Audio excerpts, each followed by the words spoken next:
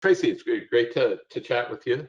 I'm just curious, how has the COVID-19 pandemic really impacted like employees and employee safety strategies at the federal agencies that you've spoken to? What are some of the challenges they've encountered, and how have they adjusted? Yeah, thanks, Rich. I appreciate that. So first of all, let's put this into perspective. The federal government employees, either through full-time employees, contractors, grant employees, military, and postal workers, almost 10 million people. So that's a lot of folks to take care of. Each agency is a little bit different, and as you know, having spent time in the federal government, it's a challenge, and it's not a monolithic organization. Each agency is independent to some degree and has their own strategy. But what I will tell you is that across the board, what has become a reality is embracing technology to look out for the welfare of employees. We've had more employees in the federal government who have begun working remote, which has been embraced by senior leadership in government. Which has created new challenges, and I know you said that every crisis is an opportunity. It also presents an opportunity for them to leverage technology when it comes for duty of care of their employees. So by that, what I mean is, we'll just take DoD as an example. They use technology now that helps them do some contact tracing of employees at the same time that they use technology to measure risk to employees and to work locations globally. So that's an example of how the government is embracing technology to satisfy the safety and duty of care requirements as it relates to their employees. And just to follow up that, Tracy, speaking to some very senior leadership and administrators, how effective and how more productive that a lot of employees who, since they've gone remote, most not by choice, initially, and how more productive they've actually been over the last number of months that we've seen. That was, I think, somewhat of a surprise to some people. Have you heard that as well in other departments? So I have, and one of the things, let's segment out the government a little bit. Some parts of the government don't have the luxury of being remote.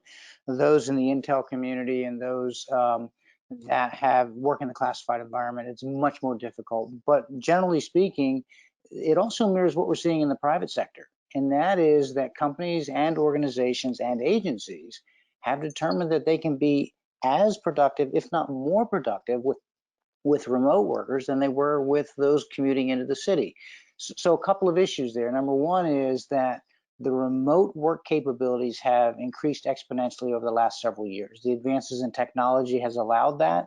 I mean, think what would have happened had this pandemic occurred 15 years ago. The technology wouldn't have been there to support the remote working that we have today. What we're finding is that agencies are downsizing their physical real estate portfolios because they're determining with this extensive remote work capability, and maybe they don't need as large of a physical footprint as they had in the past. This is also mirrored in the private sector. So in that respect, public service and private sector employees are experiencing a lot of the same realities that they did not anticipate. What this has done for them is allowed them to expedite the utilization of newer technologies that may have taken many years to come to fruition because there was no sense of urgency that the pandemic has created. So this is, to me anyway, this is one of those examples that you talk about the opportunity that comes out of crisis. And I think that the government as a whole has embraced that opportunity and used this to really advance their technological spend so that they can better protect their people as well as serve the American public.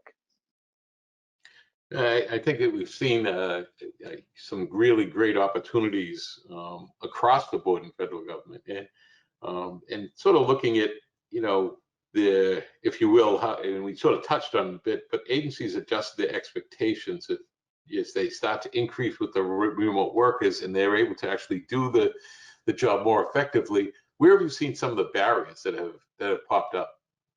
Well, it's interesting. There was a study recently that talked about, in Government Executive, that talked about the ready acceptance of remote working by senior leadership, and it's also embraced by the workforce.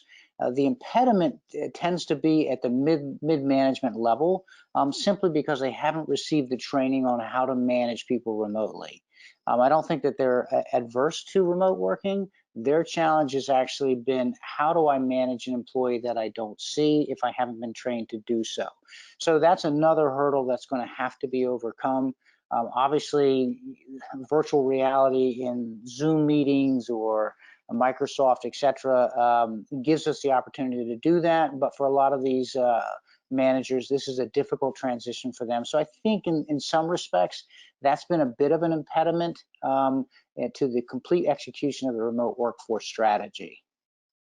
Yeah, and I think that one of the, I remember when we first implemented this at FEMA a number of years ago to start to work remotely, the barriers were some of the middle managers. And developing that training for them, especially now when they didn't have an opportunity to do the training, when things happened obviously quickly, all of a sudden people going remote and they hadn't had the opportunity to be trained and how to manage the employees, has caused another bit of a wrinkle.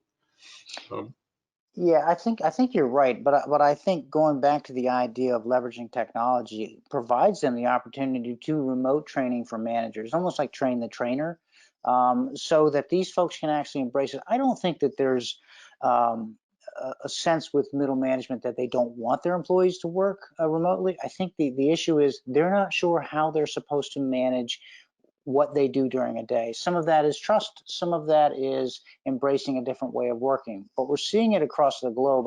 I just saw this morning that the 20 top countries in the companies in the UK do not have any intention of returning to work as it was pre-COVID-19. So this is starting to redefine the way that organizations, agencies, and governments work globally.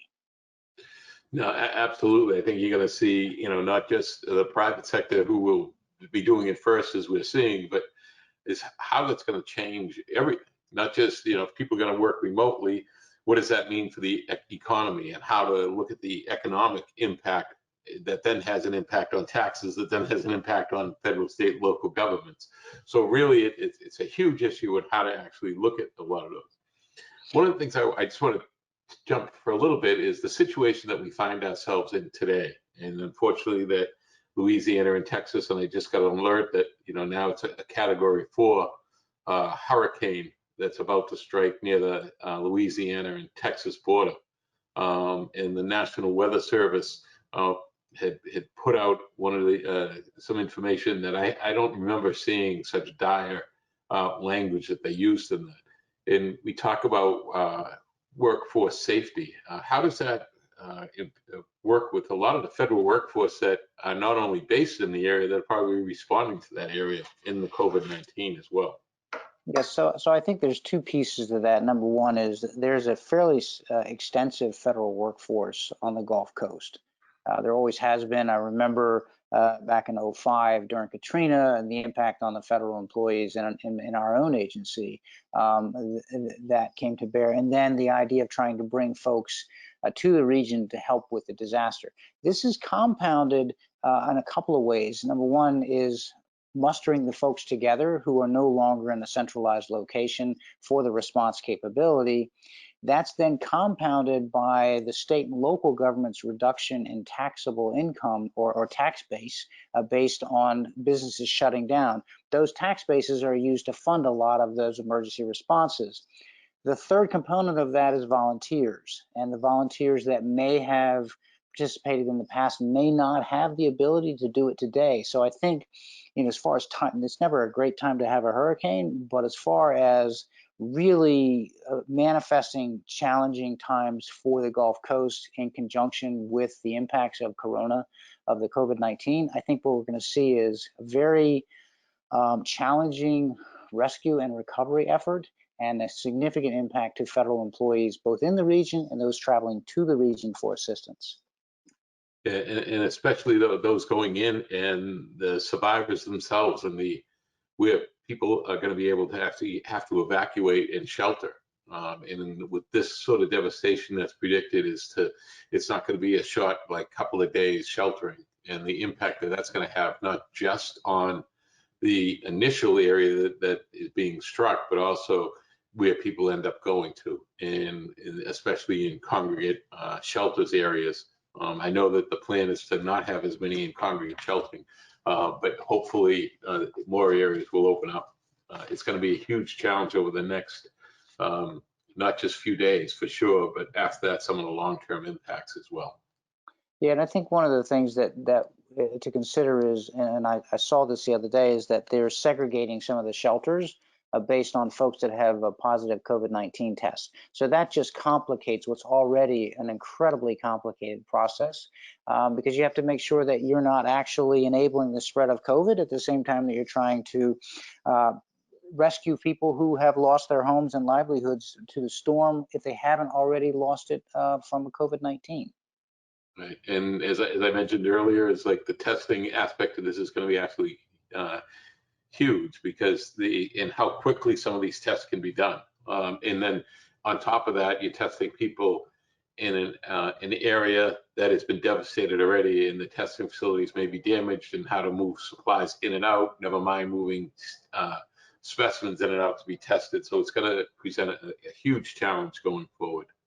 Right, and as you know, having been with FEMA, any recovery process is a combination of local, federal, and state organizations, both governmental and non-governmental. And the coordination of that has become much more complicated with the advent of COVID-19 and the abandonment of specific work locations. So this is where I think that technology, if there's one takeaway from the entire COVID-19 process, is that we really have to expedite our adoption of cutting edge technology to look out for the welfare of our employees, whether they are federal or state and local or private sector employees. And one of the opportunities of one of my students, actually a FEMA employee with GIS, and looking at how to do what they call PDA, preliminary disaster assessments. In the past, we send people out, originally with clipboards, and then at least with an iPad later on. But now the need is for them maybe not even to go out. It's just getting, whether it's from a drone or an airplane or satellites, is getting images that can actually, using artificial intelligence, machine learning, things that in the past would take weeks or months can actually be done in days, and doing that assessment and very, very accurately in the 90% accuracy range. So that technology exists today, and fortunately, I know Texas is one of the places that has been piloting it and has a number of the new technology. So actually do those assessments rather quickly, utilizing technology. COVID-19 is presented really truly an opportunity in the midst of, now it's going to be a double, two major crises at once. And I'm sure that more opportunities are going to come out of this in the next, few months for sure. No, I think you're spot on. And I think that geolocating assets in an impact area is one of the ways that technology helps us to determine where the need is and where the potential impact is, so that we can allocate folks to the right areas as opposed to something that we would have thought before. I know that we do this a lot, and I think that it's very helpful. I remember during Hurricane Harvey, we were able to geolocate our assets in that region prior to the storm. So from a private sector perspective, that allowed us to look at potential economic impact, and then what the recovery strategy was for folks that would lose their homes. So I think you're right, and I think that as we continue down this path, we're going to see more and more folks adopt this. That will allow them to recover faster and return to a sense of normalcy quicker than they could have before.